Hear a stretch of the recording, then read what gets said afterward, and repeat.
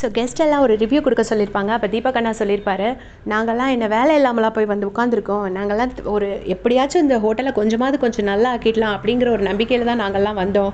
But உங்களுக்கு அந்த மாதிரி ஒரு டீம் ஸ்பிரிட்டே இல்லை, நீங்கள் இன்னுமே அடுத்தவங்க பேரில் பழி போடுறதும் ஒரு டீமாக சேர்ந்து ஒர்க் பண்ணணுங்கிற ஒரு எண்ணம் இல்லாமல் தான் நீங்கள் எல்லாருமே இருக்கிறீங்க அப்படின்னு சொல்லிட்டு தீபக் அண்ணா சொல்கிறாரு.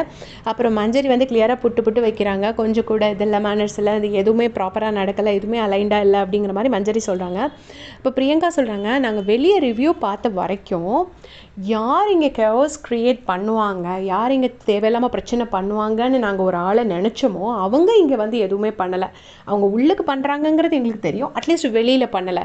பட் யாரெல்லாம் அமைதியாக இருப்பாங்கன்னு நினச்சி வந்தோமோ அவங்கெல்லாம் பிரச்சனை பண்ணுறாங்க அப்படின்னு சொல்கிறாங்க. அப்போ கேமராமேன் வந்து பார்வதியை ஃபோக்கஸ் பண்ணுறாங்க.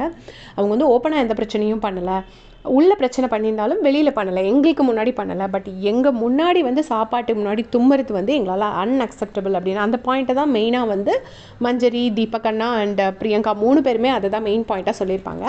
அப்போது பிக் பாஸ் உங்களுக்காக தான் நாங்கள் வந்து இருக்கிறோம் அப்படிங்கிற மாதிரி சொல்லுவாங்க. சொன்ன உடனே வந்துட்டு பிக் பாஸ் சொல்லுவார், நீங்கள் கிளம்பணுன்னா கிளம்பலாம், கிளம்பணுன்னா கிளம்பலான்னு அவர் சொல்ல மாட்டார். இவங்க கேட்பாங்க, நாங்கள் கிளம்பிடுவோம், நீங்கள் சொன்னீங்கன்னா உங்களுக்காக நாங்கள் இருப்போம் அப்படிங்கிற மாதிரி இவங்க 3 பேர் சொல்லுவாங்க. உடனே பிக் பாஸ் சொல்லுவார், இல்லை நீங்கள் எல்லோரும் 3 பேரை ரெஸ்ட் எடுங்க, நான் உங்களுக்கு சாப்பாடு ஏதாவது இருக்குது அப்படின்னு கேட்பாரு. அப்போ வந்து எல்லோரும் சாப்பாடு இருக்குது அப்படிம்பாங்க. அப்போ உடனே தீபக் நீங்கள் உங்கள் சாப்பாடை சாப்பிடுங்க அப்படின்னு சொல்லி 3 பேரையும் கன்வின்ஸ் பண்ணி பெட்ரூமுக்கு அனுப்புகிறாரு. ஸோ இது வந்து ஒரு பார்வதிக்கு கிடைச்ச ஒரு பெரிய கிரெடிட் மாதிரி பிரியங்கா சொன்னது. ஏன்னா வந்து வெளியில் நாங்கள் அவங்கள ரொம்ப எதிர்பார்த்து வந்தோம், சண்டை போடுவாங்கன்னு நினச்சி வந்தோம். பட் அவங்க இந்த டாஸ்கில் எந்த பிரச்சனையும் பண்ணல, பட் மற்றவங்கெல்லாம் பண்ணியிருக்காங்க அப்படின்னு சொல்கிறாங்க. பட் அவங்களுக்கு இந்த சீக்ரெட் டாஸ்க் பற்றி தெரியாது.